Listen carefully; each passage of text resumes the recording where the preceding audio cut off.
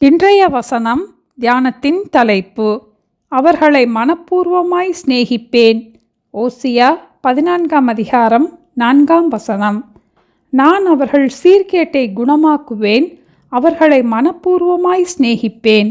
நம்முடைய வாழ்க்கையில் தேவனை மறந்திருந்தாலோ, பாவத்தின் நிமித்தமோ அல்லது பாரங்களின் நிமித்தமோ வேதனைகளின் நிமித்தமோ தேவனை விட்டு தூரம் போயிருந்தாலும் தேவன் நம்மை குணமாக்குவேன் என்று கூறினதை இந்த வசனத்தில் நாம் வாசித்தோம்.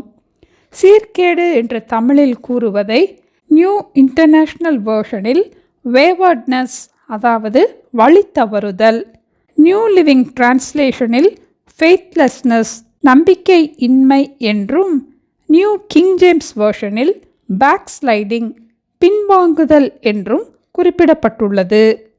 நாம் தேவனை விட்டு வழி தவறி இருந்தாலும், தேவன் மேலுள்ள நம்பிக்கையை இழந்து போயிருந்தாலும், தேவனை விட்டு பின்வாங்கி போயிருந்தாலும் தேவனிடம் திரும்பும் போது நமக்கு நம்பிக்கை உண்டு.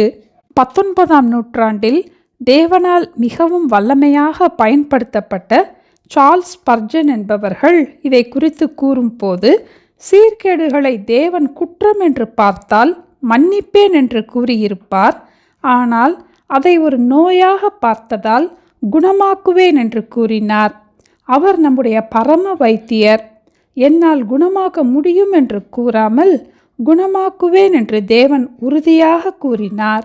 ஆகவே நம்முடைய அவ்விசுவாச எண்ணங்களை நம்மை விட்டு நீக்கி இயேசுவிடம் வருவோம்.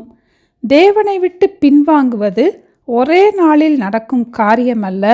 கொஞ்சம் கொஞ்சமாக தேவனை விட்டு தூரம் போயிருந்தாலும் இன்று பரம வைத்தியராகிய இயேசுவிடம் வந்துவிடுவோம். ஒரு மரம் காற்றினால் விழுகிறது என்றால் நாம் எளிதாக காற்றுதான் காரணம் என்று நினைப்பதுண்டு. ஆனால் அதிலிருக்கும் சிறு பூச்சிகள் அந்த மரத்தை பலவீனப்படுத்தி இருக்கும் போது நாளடைவில் அது ஸ்திர தன்மையை இழந்து விழுகிறது. நம்முடைய வாழ்க்கையிலும் தேவனுக்கு பிரியமில்லாத சிறு சிறு காரியங்களாக இருந்தாலும் அதை நம்மை விட்டு அகற்றுவோம். நாம் தேவனிடம் வரும்போது அவர் நம்மை குணமாக்குவது மட்டுமல்ல, நம்மை மனப்பூர்வமாய் சிநேகிக்கிறார். அப்போது நம்முடைய வாழ்க்கையிலும் ஒரு மறுமலர்ச்சி உண்டாகும். இதை குறித்து நாளை நாம் தியானிப்போம்.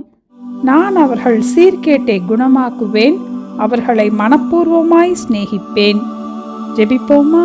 எங்களை நேசிக்கிற எங்கள் அன்பின் ஆண்டவரே, எங்களுடைய வாழ்க்கையிலே நாங்கள் அறிந்தோ அறியாமலோ செய்த பாவங்களை ஒரு விசை மன்னிக்க வேண்டுமாய் ஜெபிக்கிறோம் அப்பா. அதிக மனவேதனை நிமித்தம் ஒருவேளை தேவனை விட்டு நாங்கள் தூரம் போயிருந்தாலும் அல்லது சூழ்நிலையின் நிமித்தம் தேவனை விட்டு தூரம் போயிருந்தாலும் இந்த நாளிலே தேவனை நோக்கி நாங்கள் வருகிறோம் அப்பா.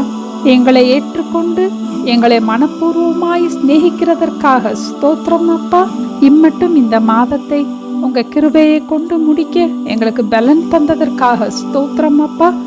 கடினமான சூழ்நிலைகளிலும் தாங்கத்தக்க பலனையும் தாண்டத்தக்க கிருபையும் கொடுத்து இதுவரைக்கும் உதவி செய்ததற்காக நன்றி அப்பா.